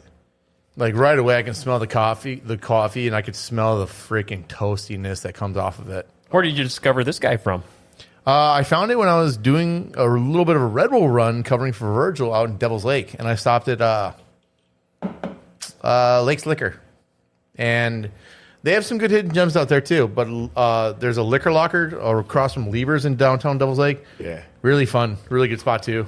Liquor Locker? Yep, liquor lockers in downtown Devil's Lake. I haven't been to Devil's Lake since I moved from there. I think I might have went back one time since I moved from there. I used to live in Devil's Lake with my son, and it was a cool little town. But I had to get out of there. Oh yeah, Yeah, I had to get out of there. I've been making all kinds of record treks out there this year. I've been calling the races at the Devil's Lake Speedway. I guess it's outside of Devil's Lake, but they call it Devil's Lake Speedway. Yes, yeah. yes, I know where that's at. So yeah, that's been a blast. But until then, I think I've only been to Devil's Lake maybe 3 or 4 times in the past. Pros on the line is a really good spot out there for food. I love Pros, and I love the Ranch too. Yep, the Ranch has got it's one of the best places in the state. Voted one of the best in the state for a steak. They have great steak, and they have great drinks. Yeah. They have a lot of cool drinks at the Ranch. I used to eat at the Ranch. You said it's called Pros on the Ranch? No, Pros. Just Pros. Pros is a different bar. Pros on the line. Pros on the line. Yep. Pros is a bar. It's 2 Pros. I think there's one at the lake and one in town. One's in the Lake Resort. Yeah, one is in town. Yep. The other So one. go to the Pros in town. Yep. And then the Ranch is also in another bar, another restaurant. That's on your way towards Camp Grafton. Yes. It's good. Yep. Right, going down. Make that left, and you go to Camp Grafton. The Ranch. All right, The Ranch. Very good spot to eat. You'll like the food. Yep. It's Food's good. amazing. It's a good $50 steak. Yeah. And you're not going to be disappointed. I know I'll be having to spend a couple of nights in Devil's Lake area there because we have a couple double headers, Saturday and Sunday night shows over the next month here at Devil's Lake Speedway. So that may give me a chance to try out some places out over there. Go to Black Paw Brewing downtown. It's their local brewery. Is it pretty good or what? They got some good beers, honestly. I like them. What's it called? Black what? Black Paw Brewing, because he's Black Paw? Yeah, he's got, I think his favorite dogs are like black Newfies. Right. And he did it for him. He did it for the dog. And there's a big statue. There's a statue in the front of their brewery of his dog. It's cool. Isn't he where the old Walmart was? No. Wasn't it a Walmart over there at one time? No. Oh, I don't know. Yeah, but this is downtown, though. It's downtown? Yeah. Okay, yeah. Now, you mentioned the Levers a little bit ago. That was a blast from Grand Forks Pass. I forgot all about that grocery store. I lived right by there growing up, and lots of old family grocery store trips there. I had no idea because I think it's isn't the overarching company like Super Value? Yeah. Is that it? Or? Yeah, but they're and Levers is based out of Devil's Lake. Yeah. Oh, that's their main. That's their main thing. Home base. Wow. Yeah, Levers. It's funny when I used to work there because it was funny because on the first of the month when everybody gets their check, they all come from the res. They all come from the res, and they go to Levers. And all the police officers wait outside levers, serve warrants to people who are coming into town. Oh, it's dirty but smart. It's dirty but smart. It's a dirty job. Somebody's got to do it. But, I remember Devils Lake PD and all the county guys, Ramsey County guys, being outside of levers. Yep, that's him. Let's pick him up as soon as because you can't let him get in the car. Here's the key. If you let them get in the car and they're going back to the res, chances are they ain't stopping. Nope. It's going to be a high-speed chase. And you can't enter the res. Oh, you can now. Oh, you can now? Yeah. You used to not be able to enter it, but now you can. I was saying because I remember back in the day. Yeah, the game changed. The game has changed now, so they can get caught. BIA will help them. You know, the Bureau of Indian Affairs. Indian Affairs, will help them get you these days. So you're pretty screwed, you know. But it's really weird because I used to work. I was a 911 operator first. That's my first gig. So people would call and go, "Oh, so Fontaine, that's my baby daddy. He just left here. He's on his way to Grand Forks. He's driving a green Cherokee. His license plate is this. Yeah, he hadn't paid child support in a long time. He think he's just going to come over here and have sex with me and then leave. But he's going to jail." What a dirty That's cow. dirty, right? That's dirty, right? That is dirty. Yo, that's the shit that goes on in the res in Spirit Lake. That's the shit that happens all the time. People will call him, he left here with his other, he's left the res with his other girlfriend. He's driving this vehicle, this license. Yep, he owed child support, and they'll pull you over, and they get it. Man. And the guy will get caught and go, "Who called? My baby mama, right? Yep, your baby mama. Yep, she's mad because you're dating her cousin now, you know? That's just how it goes, though. That's just the life of the red sometimes." Yes. No, it's true. It's true shit. It's hilarious. It's hilarious, man. It's like a really crazy stuff. But if you remind me, I have a story for you, but it'll have to be off air. Okay. No, this is the Brew Brothers. We go over the limits, bro. I think this one better for off air. Okay, good. And I can remember one time being a 911 operator. Some guy calls 911 and he goes, "I just crashed and I'm in a tree." And I go, "Well, how'd you get in a tree?" He goes, "Well, I crashed and we're in a tree." I said, "Well, who's with you?" "My wife, my friend, and his wife." Okay, I said, "Is everybody alive?" He says, "Yes, we're alive, but I think I broke my leg because I can't have no feelings. I have no real feelings in it." And I said, "Okay, cool. Well, what kind of car were you driving?" He goes, "I wasn't driving a car. We were in an airplane, and the airplane's in the tree." Oh my God! I'm like, holy shit! And I send everybody out there to where they're at because you could ping them to where the area they're in, and they found them and everything, and they all lived. They crashed in a private plane, and they all lived, man. How do you explain that to insurance? I don't know, but they all lived. They crashed into a tree, and they all lived, bro. It was awesome. It was so awesome. I can only imagine them right before, like, "Oh, well, this is going to be an interesting 911 call. I crashed my plane into a tree." Well, he never said that. He just said we crashed into a tree. He never said it was a plane. He just said they crashed. So I figured it was a car. Yeah. And so when I worked at 911, a dispatcher, they said that I got all the calls that people who worked there 15, 20 years never got. They're like, "Why do you get all these weird calls?" You get all the cool calls. No, that was, oh no. I got a call one time where a guy was, he said he pulled over because a guy got into an accident. A guy on a motorcycle. And I could hear the guy breathing and everything. I says, "Well, why don't you give him mouth to mouth, and get him some blood flow going through him or whatever, and then I'm telling him how to do it." And he goes, "Well, I don't want to do it." I go, "Well, why not?" And he goes, "'Cause he has no face." Yeah, that's what he said. I said, he went on the pavement, and I guess the pavement just scraped his face right off. Just ate it up. He ate it, and then I could hear the guy, I call it the death gargle. Oh, yeah. When you're gargling your blood. And he was dying, and he didn't make it. And the guy felt super bad that he didn't save him, but he was afraid to do it because, help him out. You can't save that, though. You can't save him anyway. He wasn't going to be able to save it. And that's my other crazy call, but I also had a crazy call where people were driving, and there was a horse on the road, and the horse took off the entire top of the car. I wish I had a picture of it. Back then I had pictures of it. It took off the entire top of the car. You're right. They lived. God damn. They lived. The horse died, but they lived. Oh my God. Yeah, the horse was on the road. It was on a road. They came around the corner and they smoked the horse. and then the horse took off the entire top of the car. Yeah. Oh, and I had one. Oh, last call. I know it's sometimes it's boring, but no, this is a whole new level. And I had one call where this lady said she drove her car into a pond. She's in the pond, and I could hear a baby crying. I'm like, ma'am, is there a baby in the car with you? Yeah. Where is the baby? Oh, she's in her car seat. I'm like, ma'am, get the baby out of the car seat and put her on top of the car, and then you get out and you get on top of the car, and somebody will be there shortly to get you guys because the car's going to take a little bit to sink, okay? Yeah. And she did it, and they got there just in time before the car went under the water. Oh, my Lord. Yeah. Damn. Yeah. That is... So it happens, Talk about unprecedented calls. Yeah, she drove right into a lake. She said she didn't realize the turn was so sharp, and she just biffed it right into the little pond. Well, at least it was just a little pond. Yeah, it was a little pond.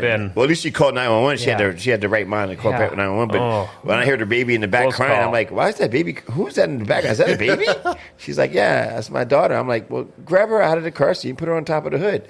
But it was just like one of those things. Like, I never was taught that. I never was taught put the baby on the hood. I just figured it was the right thing to do. Common sense, Like common sense, like get on top of the hood because it's going to take the car a little bit to sink.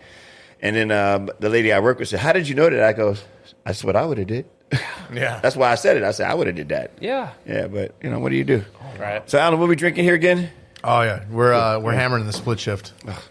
This is so good. The big mug. Dale's not drinking, so we kind of. I had a little bit here. I gave him a little bit of it. I had a little bit ago. A nice toasty taste. Yeah, it's very rich. So coffee. It's coffee. It's very biscuity, rich toastiness. But that little biscuity bread flavoring that comes out of it from the yeast makes it so well put together. It is. It's very well put together. Damn. And it's not heavy. It's thick. It's nice and light. Yeah, Nick. Actually, I went down. I thought I was expecting like a big aftertaste there, but it's clean. Yeah, it's very clean. Yeah, I met Nick. I met him twice, but the time I remember meeting him best is when I met him at the Foolers Ball. Yeah, and he was so cool, and he was really cool, calm, collected. It was very good beer making, and I don't know what I tried that day, but I told him, I said, "Man, your beer is so good, bro. Like he makes such good beer. The stouts are clean. They're really tasty. So far everything they really make is really good. It's really good beer. They don't have anything bad. I just had a cherry lime slushy from them at home a while ago. Yeah, I hammered that thing. It was good. Why aren't they out there more, Alan? They rather. I think they're just focusing on hammering their area and getting it down as much as possible. So all the Minot area is taken care of. Devil's Lake gets their stuff every now and then. Okay. I wish they would get their ass in gear and come out here like they said they would and bring some more of their beer like from January for Pork and Brew. Oh, yeah, that'd be great. Yeah. Because they were supposed to bring some out here when that event kicked off. Yeah. And fill Happy Harry's up. When is the Pork and Brew this year? You remember? Pork and Brew's in January. Oh, in January. Yeah.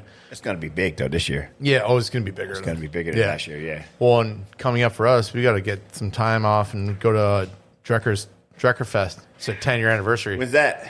September 13th. Oh, that's the same date as the other thing, right? Dreckerfest is with the Time Bomb Wrestling. Yeah. So September 13th? It's that's where it is. Yeah. If you guys are up, Paul, make a fun GFBS day out of it. Dreckerfest with Time Bomb Wrestling. September 13th? Mm-hmm. Hold on a second. Let me see. I already noted it on mine. Yeah. I work off. I work that weekend, but I'm taking it off. So I'm taking off the 13th, 14th, and 15th. Is that like an all-day thing then, Dreckerfest? Because they do a bunch of other stuff out there for it, right? It's a pretty much an all-day thing. Yeah, I like it. Yeah, no, I shout out to Dreckers, man. I'm a big fan. You know what? I have a known fact about Dreckers. What's that? I love their pinball tables there. One of the brewers, I think his name is Macau. I think his name is Macau. Or Micah. One or the other. I think it's Mike. Yeah, but he's Micah. But anyway, he's from Arizona. He's from Tempe. He's from Tempe. He used to brew at a place called The Shop, and he moved. Dreckers found him, and they paid him. They offered him something to leave there and move to Dreckers. And now this guy lives in North Dakota, and he makes great beer. Because he makes great beer. If that's the same Mike I'm thinking, his brother is Miles, who is the You Betcha guy in North Dakota. Really? Yeah. Yeah. Well, anyway, I was there for like not a TED Talk, but like a little think tank. What's the You Betcha? He's a Midwest guy. He does the You Betcha thing. Don't You Know? And he does comedy skits. He's a comedian. He's got I think he's an entrepreneur. He's really smart. He makes fun of the Midwest and like the way like it's a benefit and a boost for everything. I love it. He's funny. He does a lot of comedy skits with Charlie Barnes from Wisconsin. Okay. And he was just here at Chester Fritz, who sold out fast last year. Oh, nice. Yeah. And they get a dude dad from Colorado, and he's funny. Him and his family, they do funny skits, but he's actually he's actually a craftsman and handyman by trade. Okay. Like he's got a construction company. Hey, you ever see the woodwork guy on Instagram? The guy that makes all the cool woodwork stuff? Yeah. That guy's amazing, man. I have no idea. Speaking of handy guys, I don't know who he is, but he's amazing. We'll pump him out one day and just shout him out, but he's really good. The other guys that do good are Timber and Ash here in town. Who's that? The guys that do Timber and Ash. They're Timber and Ash? They're right where the Aerosmith building is. Right. Okay. And they're with not Tasty Hillbillies, or maybe Tasty Hillbillies are in the same building with them. You know who else does really cool signs? Climax signs, like out in Climax, Minnesota. Yep. That's Paige's dad and brother. Oh, nice. Yeah. Hell So yeah. we got a chance to kind of like, shoot the shit, conversate at the golf course. Yeah. And she was telling me about how, hey, maybe you guys should get my dad and my brother to make you guys some cool signs. I was like, well, what do they do? And she showed me some stuff, and I was like, wow. Actually, they're out in Sturgis right now selling some products out there. Oh, yeah. It does. Yeah. That's where Maxwell is for Shiner. He's out there. He's out there too? He doesn't. The rally's still going on then? I think so. Okay. I think it ends this week. Yeah. Yeah, it's over this week. But I see people trickling back, coming back home. Yeah. So, yeah. I always remember the old. We passed through there for a family vacation. We had no idea what was going on once. Yeah, that was an eye opener. We're like, oh, what's with all these motorcycles? Yeah, And, sacred ground for all bikers. I know, right? I know. I later came to realize, Alan, I'm sure you could reflect back to this. I think Sturgis. I think for the few years WCW ran pay-per-views out of there. Formerly was Hog Wild, but then I think they renamed it Road Wild. Yeah, I remember those. I've only seen a few of them, but they were like free to the public. The ringside was surrounded by bikers. Yeah, they were very interesting shows. Yeah, it was questionable how safe it was, but it was fucking really entertaining. I remember seeing some interviews with wrestlers. I think Harlem Heat were interviewed. We were like, we do not like those shows. No, no, they did them. Yeah, but not their favorites. No, especially the WCW guys are tough, but man, I think that beat them up a little bit more than normal. Speaking of WCW, did you see the big unfortunate news this morning? No. Wrestler passed away. I did not. Taskmaster Kevin Sullivan. Did he pass? Yeah. Oh, I didn't see that. No, yeah. I guess, did you remember a couple months ago there was that news that broke where he had a fall or an accident and he almost lost his leg, but then he got diagnosed with sepsis and a couple of other things, and he kind of succumbed to that over the last few months. But I did see that. Kevin Sullivan, old school wrestler. Oh yeah, I heard about that. I did see that. I read that. I didn't know he passed. Damn. Yeah, it was news just broke this morning, and Kevin Sullivan, one of the great old school tough guy wrestlers, had some great rivalries throughout the years. I kind of remember my younger kid growing up days. I first remember him from the Dungeon of Doom with all the out there characters that feuded with Macho Man and Hogan and WCW. And then watching the archives throughout the years, he had these crazy old school tough guy moments, and then later having a lot of success as a booker and a matchmaker for wrestling too. Wow. Yeah. Yeah. So Kevin Sullivan. Gosh, yeah. Did you have any standout moments for him in his from watching him, or just kind of digging up on YouTube over the years or DVDs?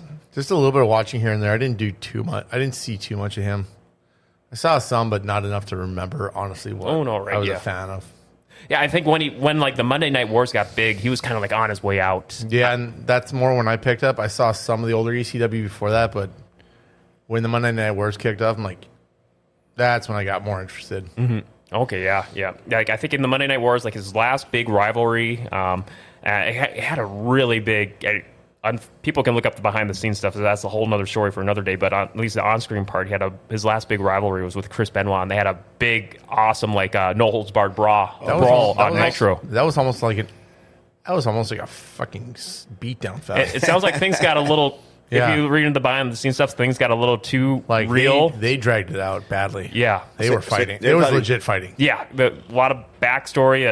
whole nother thing for another show. But things got, and they brought it out onto the TV product. Oh, yeah. serious? Yeah, they didn't pull their punches. or they as much as they could get away with. They leaned into it. So they had a real problem with each other. Yeah. Yeah. You know what? That happens a lot in wrestling. Guys really just end up not liking each other, or as usual, they're fighting over girls because all the girls are dating the same guys, and this girl went from that guy to this guy to this guy. It's just I mean, that's what happens in their business because they're in the business together.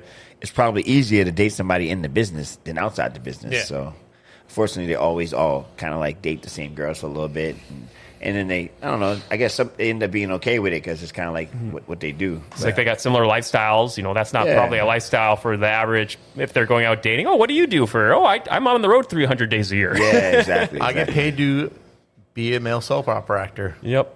Pretty much, yeah. And it's weird. I keep telling myself, I'm like, I don't want to look up the online hubbub about who's dating who, and then then you hear whispers, and you're like, oh, who's this and who's that? And it's just you just end up wrapped up into it. It's bizarre. Yeah, exactly. So the other nice thing about enjoying stuff like that is enjoying more of the beer that we have. Right. So another fun thing that's coming to this town is that there is a tap house downtown is finally opening. Yeah, what's it called? The Tap Room. Tap room. Yep, just Tap Room. Cool. 28 beers on tap. It's a self-pour tap house. So you just pay a price, and do they take the credit card right at the self-pour? Or Yep. You pay it somewhere else? Yep. You get a card. Right. They start you a tab, you get a card, and you just go up to the wall, and you put the card against there, and you just pour out however much you want to pay. Nice. That's dope, yeah. But they're going to have wine on tap, too. Love it. Yeah. Love it, yeah. Got to look forward to when's that opening up? Hopefully by the end of the month. They've got everything there. I just delivered a chunk of beer to them over the last 2 weeks. I was scrambling before I got here. Got a bunch of neons over there, and my coworker Eric, who is awesome, helped hook me up, and he hung a bunch of neons for me over there. Right. And I brought a couple more over there with a bunch more tin tackers too for the wall. There you go. So it's almost ready to go. They got a jukebox in there for music. They've got their kitchen. They're gonna have a menu up soon. Okay. But so far it's actually really nice in there. It's very spacious. Yeah. Where do you say that's going to be by again? In between Hat Brothers and Brick and Barley. Oh, wow. It's the old Caulfield studio. Oh, okay. Yeah. So, downtown scene keeps expanding. Yeah. Yep. Yeah. I think we're due for our last ad here. I got a video ad here. And then we got about 10 minutes to wrap after that. Let's do it. All right. Let's pay some more bills. Pay some bills, man. All right. Get a little volume. We'll rock her out here. There you go. Are you still putting off that project around the house that's been bugging you forever? Do you think you can wait until spring and call a contractor and have the work done ASAP? Well, good luck with that. Executive Properties has openings right now to get that project done. In fact, you can check out their Google reviews. Aaron says Chris and his team did a spectacular job in the damage to my aunt's garage and siding. Kept us up to date on the progress, and the finished product was amazing. Thank you for your professionalism and hard work. Hey, get that project done sooner than later. Call Executive Properties, 701-330-1273. Yeah. All right. Shout out to Executive Properties. Executive Properties. Executive Properties out there, yeah. Love it. It looks like they do some really great work, huh? I like the stuff they do. It's really good. It's pretty cool. I like it. I know Paul says they've done a lot of work for him before, and he swears by the guys. So, yeah. That's awesome. Shout out to Paul on vacation with the family. Hey, I just seen this lady and her daughter. Actually, I seen them at the nail salon. I was getting my nails done earlier today. I went and got my feet done. Nice. I don't know if you ever do that, but never? Have you ever done it? Not professionally. I do. Oh, man. I do my own, I guess. Right? Yeah. You've done it, right? Yeah. I've done it once. It was actually good. Yeah, it's good. I know my sisters actually recommend it a lot. Yeah. Listen, if you don't get fellas, if you don't get your nails done, your hands or your feet, you should try it. It feels good. It just makes you feel alive, and you start looking at your hands. You're like, oh, my nails are clean. And my wife got a thing you put on the floor in the bathtub when you're showering, and it's like a foot scrubber. You just put some soap on there, and you just rub your feet over it, and it just cleans everything. It feels good. It feels like a nice massage. It's good, huh? It feels good. I like it, man. I love getting my feet done. I love pedicures, manicures. I love facials. I love massages. All that stuff. That stuff is great, man. I recommend it. If you don't do it, go do it. Well, that's get you feeling super clean to a top notch. Oh my god, yo! It's just never had a facial or any of that. But I have nothing against it. I guess never just they're never awesome. crossed my mind. They're awesome to get. I got my friend who's got Caliber Therapeutics in town here. Yeah, she is an awesome masseuse. She can break bodybuilders apart. What's her name? Kim. I have thought about getting some massages. Though. She can break bodybuilders apart. She can go light or she can go tough, but she does my feet and my legs for me and my arms. Yeah. Oh man, she does my hands. It feels great. It doesn't. But man, I love it. She's dirt cheap. An hour costs you $80. An hour and a half is $100. Are you serious? Cheapest in town, but she's the best. I don't know anyone else that I'm gonna try her out, man. I'm gonna try her out. She's in the same building as Darkside and my buddy and White Horse Salon. Yeah, I need some work on one of my shoulders here. My left shoulder's been really. Oh, she fixes my range of motion for me on my shoulders nicely. Yeah, it's been giving me a hard time. I can't do a lot of things with it. But back to the tap house. I'm stoked. It's a new place downtown. Yeah, I'm stoked for this. It's gonna be fun. So it's called the Tap Room. The Tap Room. Yep. Tap Room. Okay, the Tap Room. Tap Room, self pour tap house. It's gonna be a lot of fun. I think it's nice. And he's gonna have a lot of fun crafty stuff there. A couple of owners for that, or just one? Or? I think there's one or two, and then a couple other investors. Okay, there you go. But nice. It's a good spot. Yeah, man. I'm looking forward to the Tap Room. That's something new in town. Where you could go self pour your beer. A lot of bigger cities have it. Yep, they don't have it here, and they do well with it. Yeah, they have it in Minneapolis. Fargo's got one in the West Acres Mall. I don't know if they still do it. I remember O'Reilly's, O'Reilly's dabbling with it. Do they still have it? Or? No, they don't do that. I was down there when I used to run O'Reilly's when they were installing those tables. That was way too far ahead of its time, but I liked it because I knew what it was, and it was a very smart investment. Just people weren't all keen to it. Freaking 15 to 20 years ahead of its time. Wow. But now people are catching up to it, or the technology's there. Now. Yeah, it's big now. Yeah, and it was back then it was a nice big round table with two taps on each table. Yeah. And just pour what you wanted. Yeah. It was really cool. I like it. That's great to see new places opening in town. Yep. And I don't know if you talked about it on your last show, but it was just within the last month. Southtown Poorhouse, unfortunately, is no longer. Yeah. We got closed, yeah. But with that, the old La Cantina spot, the new bakery and beer house and gaming is going to be opening up there soon within the next. Where's that going to be at? The old La Cantina spot with the Rock Bottle Shop. Oh, so what's opening up there? What is that? So it's a beer house with donuts and pastries and stuff and gaming. Oh, okay. Yeah, I think it's called the lady that used to run Over Heaven's Cakes, Sherry Randall. She's helping run the bakery part. Yep.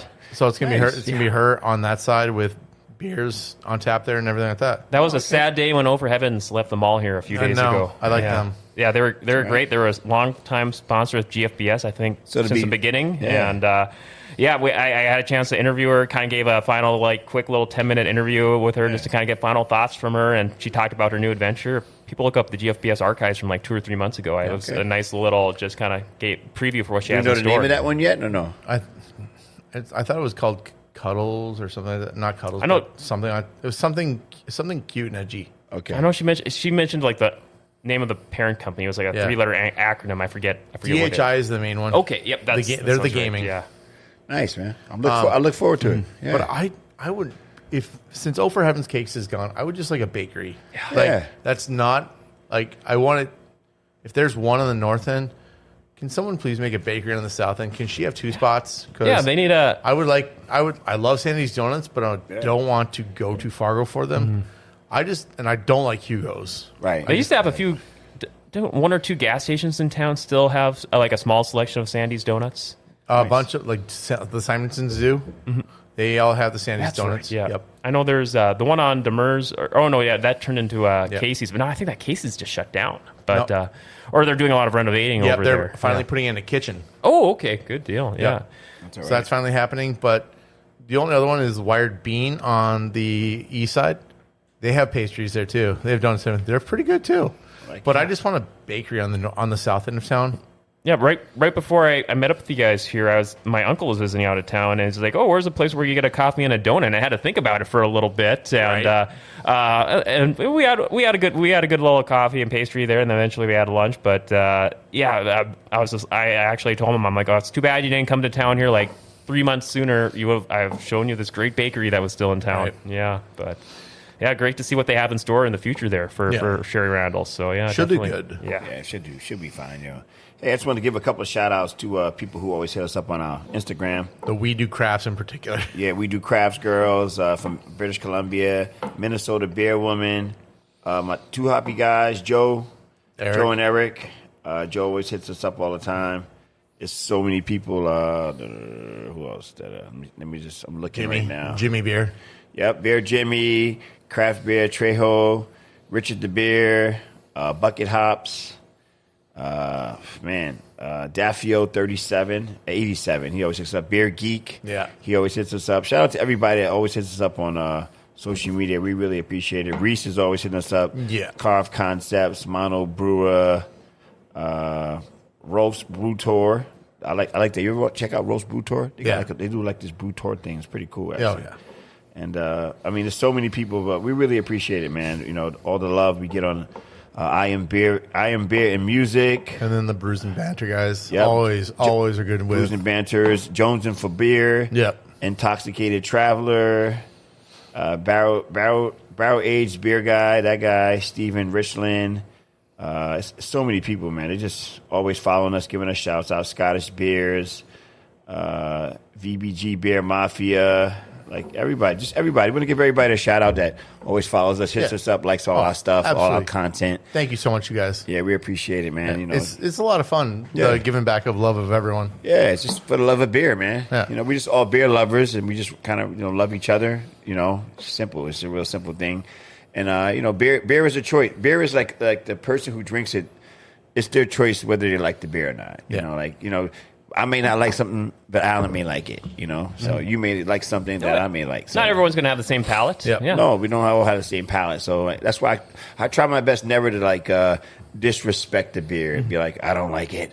It's horrible. Yeah. Maybe it was horrible for me. Yeah. But it might be good for you. Yeah. So, yeah. Oh, yeah. I'm with you 1,000%. Yeah. And Shannon, I love your hat. I think that's a new one, at least I've seen for you there. Emporium? The Pursue the Brew. Pursue the Brew. It's from Emporium.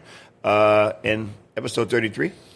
The Scramble for Beer and Sun. The Scramble for Beer and Sun, man. It's episode 33. We really appreciate everybody. Yeah. Thank you so much again, guys. It really does mean a lot. Yeah, it does mean a lot to us, man. And as we always say, what it brew, boo. What it brew, boo. And we'll catch you guys later on the next show. Absolutely, guys. Cheers. Have a good one. Yeah.